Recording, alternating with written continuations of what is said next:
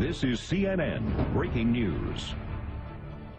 All right, Brian Todd, our correspondent on the scene in Pittsburgh right now for the G20 summit. He's been covering the protesters, some of them anarchists. There are tons of police security authorities on the scene right now. This is what happened just moments ago to Brian as he was covering these demonstrations, these protests. We want to inform you that this videotape is unedited. It's raw. Watch this.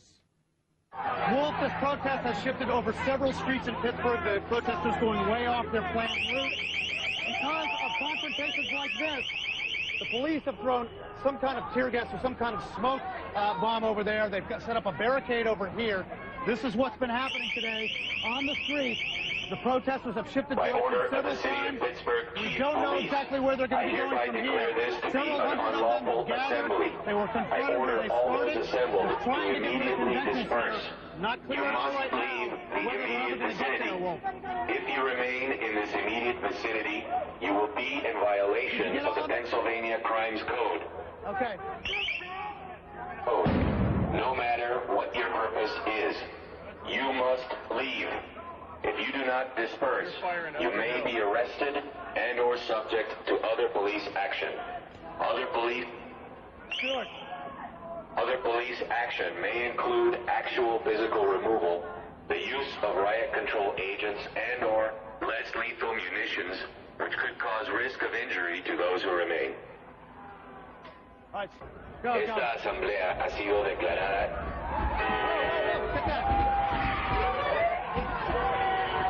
by order of the City of Pittsburgh Chief Police.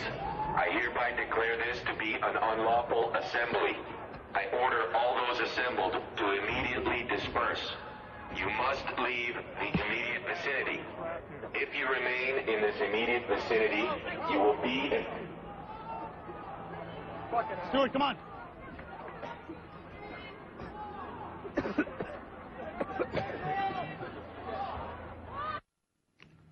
All right, these are live pictures now. That was videotape of Brian Todd, our correspondent in Pittsburgh covering the G20 summit. He and others were tear gassed. Brian is joining us on the phone right now. Brian, what are we seeing right now in these live pictures? Well, Wolf, we're seeing a gathering of, looks like at least 100 riot police. They are basically cordoning off the corner of 32nd Street and Penn Avenue, which was originally going to be the main drag of this march today. But the protesters shifted several streets over in different directions. Every time they confronted the police, they shifted over. And the police, as you saw, started to tear gas them. There were confrontations. There was at least one arrest that we saw. That looks like the riot police. You see in my mobile phone here, they're moving in kind of the easterly direction of Penn Avenue. It looks, Wolf, like the protesters have dispersed for now. There's a small group of them. I don't know whether you can see all the way up this street on this transmission or not. There seems to be a small group of them way up that street. You may not be able to see it. The picture may be too small up there. But the riot police are now kind of walking in a procession east on Penn Avenue. As you could see in the previous video, it got pretty dicey earlier. Seems to be calming down in this section just because of the really heavy presence here of riot police. You can see that basically made a four square here in this intersection.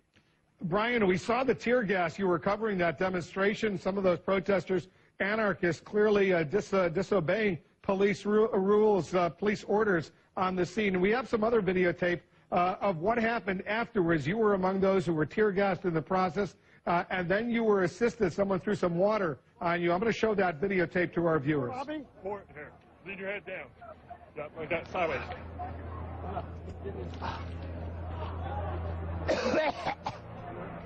All right, Brian, tell us what it was like, that tear gas. Well, you know, at first, Wolf, it didn't seem like much. I mean, you saw the smoke, and it kind of crept towards you very slowly. Then they kind of unloaded a few more tear gas canisters, and it just came up on us. It just kind of enveloped all three of us. My photojournalist, Stuart Clark, our technician, Mark Halawani, and I just kind of got enveloped in it. Then as the protesters faded back, we faded back with them, and it got very hard to breathe. And it just kind of crept into your lungs and got also into your throat. It was just hard to breathe and hard to see at that point. And my technician Mark was kind enough to pour some water over my face, and it was a great relief. And luckily, he and Stuart got some too. How you doing right now, Brian? I'm doing fine. It's completely out of our system. We're still working this, and looking forward to maybe meeting up with the protesters a few blocks away if they're still around. And I just want to make it clear, you are credentialed. I'm a representative of the news media, and you have authority and your permission to be where you are. Well, it is an open street in Pittsburgh, and the police are kind of herding us away from them whenever they feel like we're getting a little too close. We are credentialed to at least be on the streets here. But it's a very fluid situation, and the cops aren't really paying a whole lot of attention to who's media and who isn't. So are those warnings that we heard on the bullhorn still coming in from the police? We have not heard those in a few minutes, Wolf. They are very, very loud. As you could probably see on that videotape, it's almost impossible to talk over them. We have not heard those in the last few minutes. But as you can see here on this transmission, this live transmission, the police are kind of filing in formation and marching off again east on 10 Avenue. We're going to kind of follow them. I'm going to jump down off this wall and just follow them up the street here. It looks like some of the protesters may be up the street, but again, in very small groups. They may have dispersed at this point. We have not heard those loudspeakers in the last few minutes, Wolf. The police have just done a lot of moving around, formations and then reformations on different blocks, and they seem to be doing that right now.